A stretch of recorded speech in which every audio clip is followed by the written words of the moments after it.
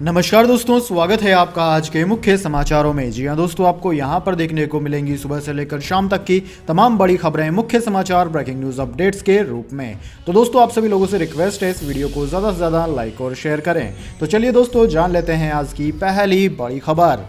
जोशीमठ बचाने का action plan तैयार, आज एक्सपर्ट जाएंगे। 603 इमारतों में दरारें, 70 परिवारों को हटाया, प्रशासन बोला रिलीफ कैंपों में जाएं लोग। जी हां दोस्तों, उत्तराखंड के जोशीमठ को सोमवार को सरकार ने आपदा प्रभावित क्षेत्र घोषित कर दिया। जोशीमठ और आसपास के इलाकों में कंस्ट्रक्शन बैन कर दिया गया है। प्रधानमंत्री कार्यालय ने रविवार को जोशीमठ को लेकर एक हाई लेवल मीटिंग की थी। केंद्र ने तुरंत लोगों को शिफ्ट करने का एक्शन प्लान तैयार किया। केंद्र सरकार की 2 एक्सपर्ट टीमें आज जोशीमठ जा रही हैं और हालात का जायजा लेंगी। दोस्तों, इनमें जल शक्ति मंत्रालय की टीम भी शामिल है। यहां 603 घरों में दरारें आई है। ज्यादातर लोग डर के चलते घर से बाहर ही रह रहे हैं। किराएदार भी लैंडस्लाइड के डर से घर छोड़कर चले गए हैं। अभी तक 70 परिवारों को वहां से हटा दिया गया है। बाकियों को हटाने का काम जारी है। प्रशासन ने लोगों से अपील की है कि वे रिलीफ कैंप में चले जाएं। इसके बाद दोस्तों, अगली बड़ी खबर। 21वीं सदी के कौरव हैं आरएसएस वाले, कुरुक्षेत्र में गरजे राहुल गांधी, संघ को जमकर सुनाई खरी खरी।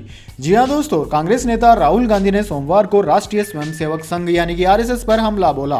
राहुल गांधी ने हरियाणा के कुरुक्षेत्र में आरएसएस के लोगों को 21वीं सदी का कौरव बताया। राहुल गांधी ने बयान में कहा कि 21वीं सदी के कौरव खाकी हाफ पैंट पहनते हैं और शाखाएं चलाते हैं। उनके पीछे देश के 2-3 अमीर लोग खड़े हैं। राहुल गांधी ने आगे कहा कि आरएसएस के लोग कभी हर हर महादेव के नारे नहीं लगाते, क्योंकि भगवान शिव तपस्वी थे और ये लोग भारत की तपस्या पर हमला कर रहे हैं। इन लोगों ने जय श्री राम में से माता सीता को ही हटा दिया। ये लोग भारत की संस्कृति के खिलाफ काम कर रहे हैं। राहुल गांधी ने कहा कि पांडवों ने कभी किसी का बुरा नहीं किया था। हमारी भारत जोड़ो यात्रा में किसी का धर्म नहीं पूछा गया। राहुल गांधी की भारत जोड़ो यात्रा इस समय कुरुक्षेत्र में है। रविवार को उन्होंने कहा था कि भारत जोड़ो यात्रा समाज में फैलाई जा रही नफरत और भय के साथ साथ बेरोजगारी, महंगाई के खिलाफ है। राहुल गांधी ने कहा कि हम इसे तपस्या के रूप में देख रहे हैं। कांग्रेस तपस्या में विश्वास रखती है। इसके बाद दोस्तों, अगली बड़ी खबर। पीएम के कार्यक्रम में एंट्री नहीं मिली तो भड़के प्रवासी, लंदन के डिप्टी मेयर को भी रोका। एनआरआई बोले ऐसा था तो बुलाया ही क्यों।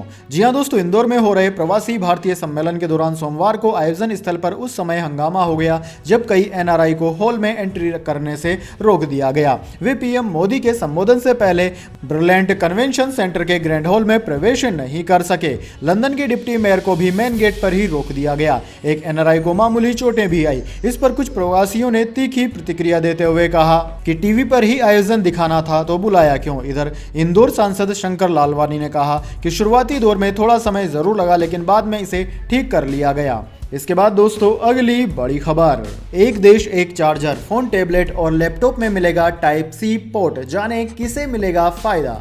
जी हां दोस्तों, टाइप सी को कॉमन चार्जर बनाने की बात कई दिनों से चल रही थी। अब भारत सरकार ने इसको स्टैंडर्ड केबल बना दिया है। यानी कि दोस्तों, टाइप सी चार्जिंग केबल को मोबाइल फोन, लैपटॉप, नोटबुक और दूसरे आइटम्स के लिए मानक बना दिया गया है। इससे यूजर्स को अलग अलग चार्जर रखने की जरूरत नहीं होगी। इस सुविधा के लागू होते ही एक चार्जर से कई डिवाइसेस चार्ज किए जा सके। ब्यूरो ऑफ इंडियन स्टैंडर्ड या बीआईसी ने कहा है कि टाइप सी स्टैंडर्ड भारत में बिकने वाले स्मार्टफोन और इलेक्ट्रिक डिवाइस के लिए होगा। इससे चार्जर की संख्या में कमी आएगी और लोग एक ही चार्जर से कई डिवाइसेस को चार्ज कर सकेंगे।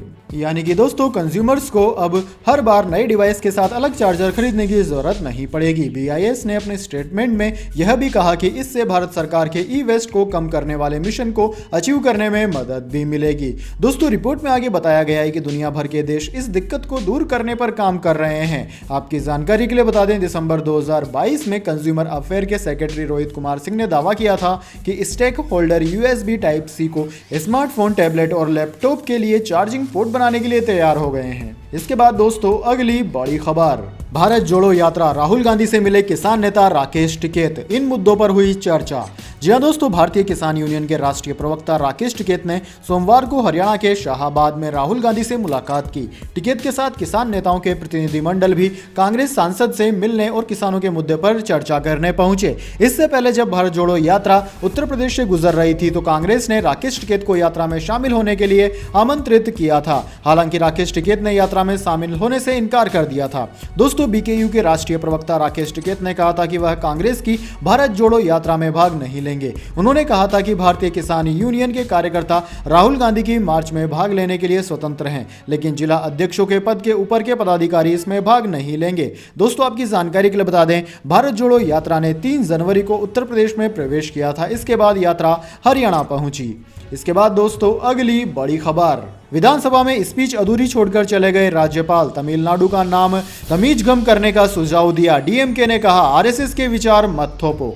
जी हां दोस्तों, तमिलनाडु विधानसभा में सोमवार को राज्यपाल के अभिभाषण के दौरान जमकर हंगामा हो गया। राज्यपाल आरएन रवि ने विधानसभा में कहा कि राज्य का नाम तमिलनाडु के बजाय तमीज़गम करना ज्यादा बेहतर होगा। इस पर सरकार में काबिज डीएमके सहयोगी कांग्रेस और विदुथलाई चिरुतगाल कांची नारेबाजी शुरू कर दी। हंगामे के बाद राज्यपाल स्पीच बीच में छोड़कर सदन से चले गए। डीएमके समेत कांग्रेस वीसीके ने सदन में राज्यपाल के खिलाफ नारेबाजी की, साथ ही कहा कि वे राज्यसभा में भाजपा और आरएसएस की विचारधारा न थोपे। मीडिया रिपोर्ट्स के मुताबिक कुछ विधायकों ने यह भी कहा कि यह नागालैंड नहीं है, यह प्राउड तमिलनाडु है। इसके बाद दोस्तों, अगली बड़ी खबर, एयर इंडिया की फ्लाइट में फिर पेशाब करने और स्मोकिंग का मामला आया सामने। डीजीसीए ने भेजा नोटिस।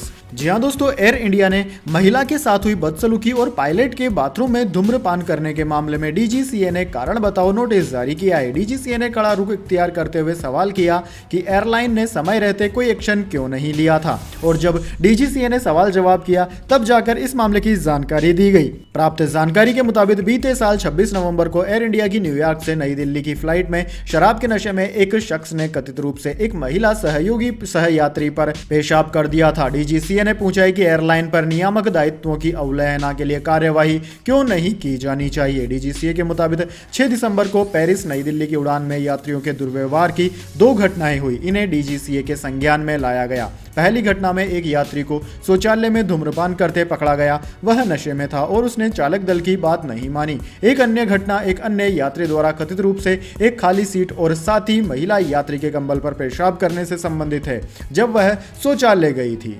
इसके बाद दोस्तों, अगली बड़ी खबर, खून दिखाने पर आई&बी मंत्रालय ने टीवी चैनलों को लताड़ा, कहा विचलित करते हैं दृश्य, एडवाइजरी जारी। जी हां दोस्तों, खून से सने दृश्य दिखाने के लिए सूचना एवं प्रसारण मंत्रालय ने सभी चैनलों को जमकर लताड़ा है। मंत्रालय ने सोमवार को चैनलों के लिए एक एडवाइजरी जारी की। इस एडवाइजरी में सड़क हादसों, मौत, हिंसा, महिला के प्रति हिंसा और बुजुर्ग बच्चों के प्रति हिंसा को खासतौर पर शामिल किया गया है। मंत्रालय ने कहा है कि चैनलों पर पैनी नजर रखने के बाद इस एडवाइजरी को जारी किया गया है। चैनलों ने बिना सोचे समझे इन हिंसक दृश्यों को प्रसारित कर दिया। सूचना एवं प्रसारण मंत्रालय ने कहा कि टीवी चैनलों ने लोगों की मौत की तस्वीरें, वीडियो दिखाए, खून से सने घायल शख्स को दिखाया, खून से सने लोगों, महिलाओं को दिखाया, बुजुर्गों, बच्चों को पीटने के वीडियो करीब से दिखाए, टीचर की मार खाते वक्त बच्चों की चीखते हुए दिखाया गया। यह सभी दृश्य बार बार दिखाए गए और लगातार देर तक दिखाए गए। इतना ही नहीं, चैनलों ने दृश्यों को और हिंसक दिखाने के लिए उस पर गोलाकार चिन्ह भी बनाए। एडवाइजरी में मंत्रालय ने यह भी कहा कि इन घटनाओं की रिपोर्टिंग भी गलत तरीके से की गई। इन दृश्यों ने दर्शकों को विचलित कर दिया। सरकार ने एडवाइजरी में कहा कि खून से सनी तस्वीरें शारीरिक प्रताड़ना प्रोग्राम कोड के मुताबिक नहीं है। चैनल जो हिंसक वीडियो और तस्वीरें सोशल मीडिया पर जारी कर रहा है, उन्हें भी एडिट नहीं किया जा रहा। इससे बच्चों पर मनोवैज्ञानिक प्रभाव पड़ रहा है, साथ ही इससे व्यक्ति की निजता का उल्लंघन भी हो रहा है। इसके बाद दोस्तों, अगली बड़ी खबर, आपका लेटर मिला, मैं जल्द ही आपसे मिलूंगा। सीएम अरविंद केजरीवाल ने दिया एलजी को जवाब। जी हां दोस्तों, दिल्ली के एलजी वीके सक्सेना ने सोमवार को मुख्यमंत्री अरविंद केजरीवाल को उनके बीच बैठकों को फिर से शुरू करने के लिए पत्र लिखा था। अब सीएम केजरीवाल ने इस पत्र का जवाब दिया है। मुख्यमंत्री ने कहा है कि विभिन्न मुद्दों पर चर्चा के लिए मुझे आमंत्रित करने वाले एलजी का आज का एक पत्र प्राप्त किया। मैं निश्चित रूप से जल्द ही उनसे मिलूंगा। अरविंद केजरीवाल ने एलजी को खत में लिखा है कि आपके लेटर के लिए धन्यवाद। आपने अपने पत्र की शुरुआत में तंज कसते हुए ये कहा है कि मैंने चुनाव अभियान के बाद शहर में शासन को गंभीरता से लेना शुरू किया। आम आदमी पार्टी एक राष्ट्रीय पार्टी और उसके राष्ट्रीय संयोजक होने के नाते मुझे देश के कई हिस्सों में चुनाव अभियान में जाना पड़ता है। मुख्यमंत्री ने आगे लिखा है कि पीएम मोदी, गृह मंत्री अमित शाह और कई अन्य बीजेपी के मुख्यमंत्री जैसे कि यूपी के सीएम योगी शिवराज सिंह, पुष्कर सिंह धामी आदि ने भी अपनी पार्टी के चुनाव अभियान के लिए गुजरात और दिल्ली में कूच की थी। मुझे आमंत्रित करने के लिए आपका धन्यवाद। मैं जरूर आऊंगा। मैं आपके कार्यालय के साथ समय तय कर लूंगा। बताऊंगा। हालांकि पिछले कुछ दिनों में एक महत्वपूर्ण चर्चा शुरू हुई है जिसका भारतीय अर्थव्यवस्था पर महत्वपूर्ण प्रभाव पड़ा है। इसके बाद दोस्तों अगली बड़ी खबर, हफ्ते के पहले कारोबारी दिन बाजार में शानदार तेजी। सेंसेक्स 847 अंक चढ़कर 60,747 पर बंद। निफ्टी भी 242 अंक उछला। जी हां दोस्तों, शेयर बाजार में हफ्ते के पहले कारोबारी दिन यानी कि सोमवार को शानदार तेजी देखने को मिली है। सेंसेक्स 847 अंक चढ़कर 60,747 के स्तर पर बंद हुआ। निफ्टी 242 अंक उछलकर 18,101 के स्तर पर पहुंच गया। सेंसेक्स के 30 में से 27 शेयरों में बढ़त रही, वहीं सिर्फ 3 शेयरों में गिरावट देखने को मिली। दोस्तों शेयर बाजार में शुक्रवार को गिरावट देखने को मिली थी। सेंसेक्स 452 अंकों की गिरावट के साथ 59,900 के स्तर पर बंद हुआ था। निफ्टी 132 अंक गिरकर 17,860 के स्तर पर आ गया। सेंसेक्स के 30 शेयरों में से 26 में गिरावट रही थी। इसके बाद दोस्तों अगली बड़ी खबर, सोना ऑल टाइम हाई पर। 10 ग्राम सोने का दाम 56,336 रुपए। इस साल 64,000 तक जा सकती है कीमत। जी हाँ दोस्तों, सोना सोमवार को अपने ऑल टाइम हाई पर पहुंच गया है। Indian Boolean and jewellers association की वेबसाइट के मुताबिक 9 जनवरी को सराफा बाजार में सोना 750 रुपए महंगा होकर 56,336 रुपए पर पहुंच गया। इससे पहले अगस्त 2020 में सोना सबसे महंगा हुआ था।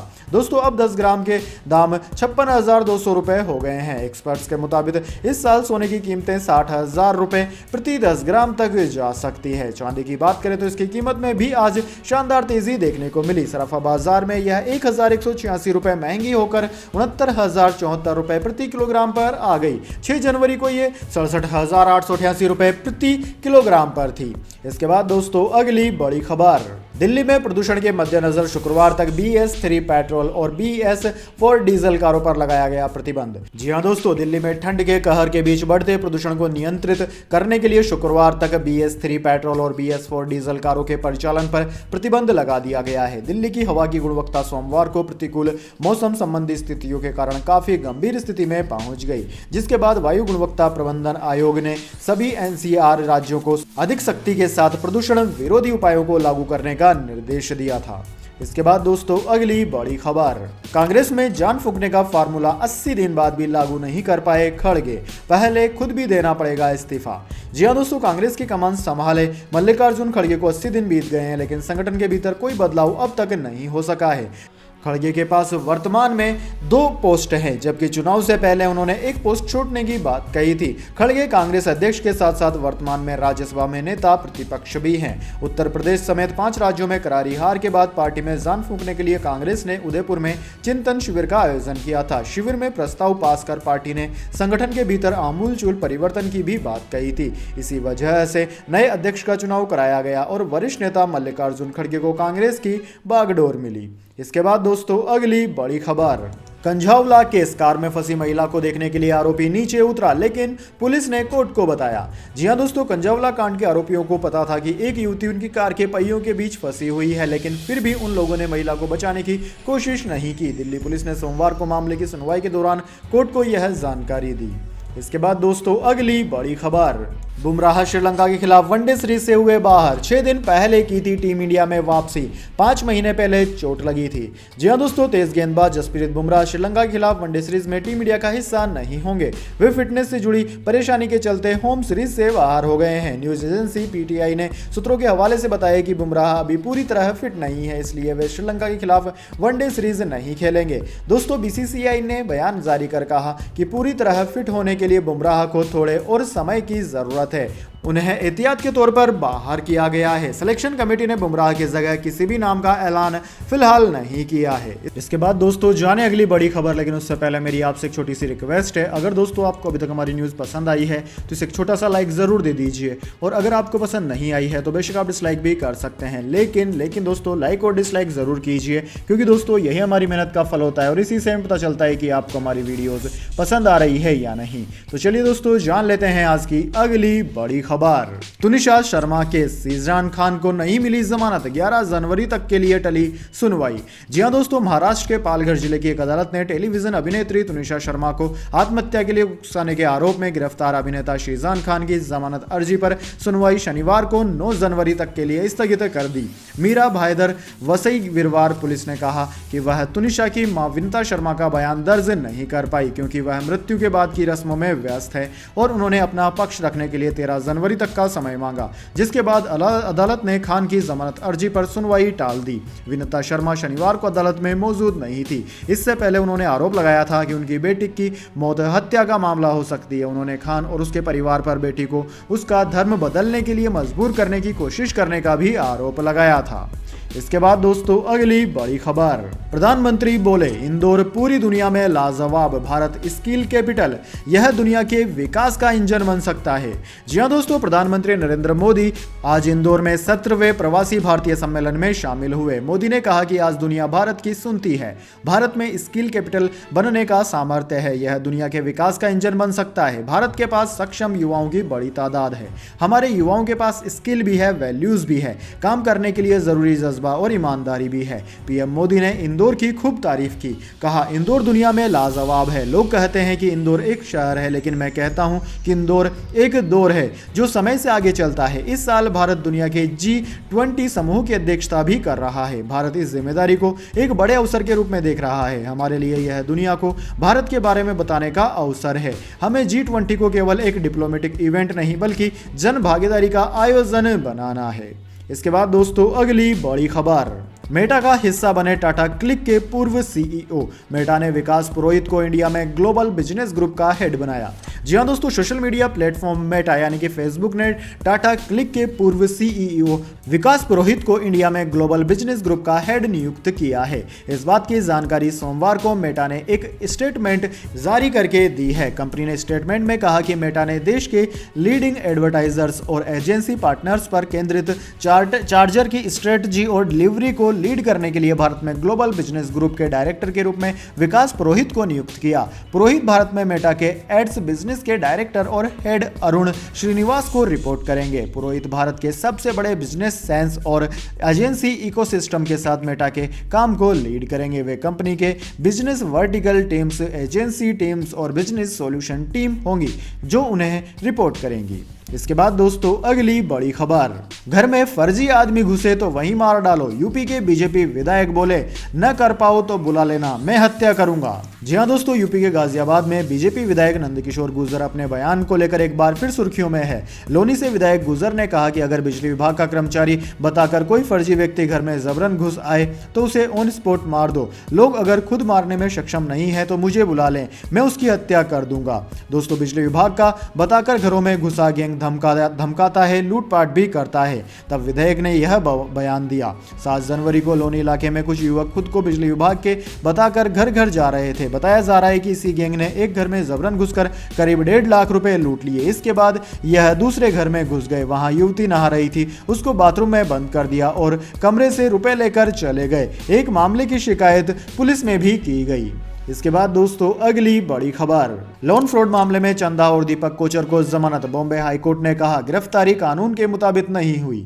जी हां दोस्तों, बॉम्बे हाईकोर्ट ने सोमवार को आईसीआईसीआई बैंक की पूर्व सीईओ चंदा कोचर और उनके पति दीपक कोचर को लोन फ्रॉड मामले में राहत दे दी है। कोर्ट ने कहा है कि दोनों की गिरफ्तारी कानून के अनुसार नहीं थी। दोनों ने अपनी गिरफ्तारी को अवैध बताते हुए हाईकोर्ट का दरवाजा खटखटाया था। सीबीआई ने चंदा और दीपक दोनों को 23 दिसंबर को गिरफ्तार किया था। इसके बाद वीडियोकॉन ग्रुप के फाउंडर वेणुगोपाल धूत को 26 दिसंबर को गिरफ्तार कर लिया गया। तीनों को 10 जनवरी तक 14 दिन की जुडिशियल कस्टडी में भेज दिया गया था। याचिका पर सुनवाई करते हुए जस्टिस रेवती मोहिते डेरे और पीके चौहान की बेंच ने कहा कि उनकी गिरफ्तारी सीआरपीसी के सेक्शन 114A के उल्लंघन में की गई। इस सेक्शन में कहा गया है कि पुलिस अधिकारी को गिरफ्तारी से पहले एक नोटिस भेजना चाहिए। हाईकोर्ट ने 1-1 लाख रुपए की जमानत राशि पर दोनों को रिहा करने का आदेश दे दिया। इसके बाद दोस्तों अगली बड़ी खबर, लोकसभा चुनाव 2024 अमेठी से राहुल गांधी के चुनाव लड़ने पर सस्पेंस। कांग्रेस के इंटरनल सर्वे में बने जनता की पहली पसंद। जी हां दोस्तों, आगामी लोकसभा चुनाव को लेकर कांग्रेस भी अभी से तैयारियों में जुट गई है। कांग्रेस अब ऐसी सीटों पर इंटरनल सर्वे भी करवा रही है जो कि वह हार गई थी। इनमें अमेठी सीट का भी प्रमुख नाम माना जा रहा है दोस्तों, जहां पर केंद्रीय मंत्री स्मृति ईरानी ने राहुल गांधी को शिकस्त देकर कब्जा किया था। इस बार 2024 में होने वाले लोकसभा चुनाव में अमेठी को रायबरेली से भी बेहतर सुरक्षित सीट माना जा रहा है। इसको लेकर कांग्रेस ने इंटरनल सर्वे कराया था, जिसकी रिपोर्ट आने के बाद यह दावा किया जा रहा है। इस बीच देखा जाए तो 2019 में अमेठी से हार का सामना करने वाले राहुल गांधी के लिए इस बार अमेठी जीतने का अच्छा मौका बताया जा रहा है। यह कांग्रेस की इंटरनल रिपोर्ट में साफ हुआ। हालांकि राहुल गांधी के चुनाव लड़ने की बाबत उनकी तरफ से अभी कोई स्पष्ट संकेत नहीं दिए गए हैं, लेकिन पार्टी ने मजबूत सीटों का आकलन करना शुरू कर दिया है। अमेठी सीट से फिलहाल केंद्रीय मंत्री स्मृति ईरानी सांसद हैं। तो दोस्तों यह थी आज की तमाम बड़ी खबरें। इसके बाद दोस्तों बारी आती है आज के माइंड क्विज क्वेश्चन की। जी हाँ दोस्तों, एक आसान से सवाल का जवाब देकर आप जीत सकते हैं एक अमेजिंग सरप्राइज गिफ्ट हमारे यूट्यूब चैनल की ओर से। तो दोस्तों आज का सवाल आपकी स्क्रीन पर आ चुका है। कांग्रेस पार्टी के पहले अध्यक्ष का नाम क्या है? जी हाँ दोस्तों, अगर आप जानते हैं कांग्रेस पार्टी के पहले अध्यक्ष का नाम तो जल्दी से कमेंट बॉक्स में लिख दीजिए। अगर दोस्तों आपका जवाब होता है एकदम सही और आप चुने जाते हैं लकी विजेता के रूप में, तो आपको मिल सकता है एक अमेजिंग सरप्राइज गिफ्ट हमारे यूट्यूब चैनल की ओर से। तो दोस्तों जल्दी से अपना उत्तर कमेंट बॉक्स में लिख दीजिए, वीडियो को लाइक कर लीजिए और चैनल को सब्सक्राइब करके बेल आइकन भी दबा लीजिए। धन्यवाद। वंदे मातरम। जय हिंद, जय भारत।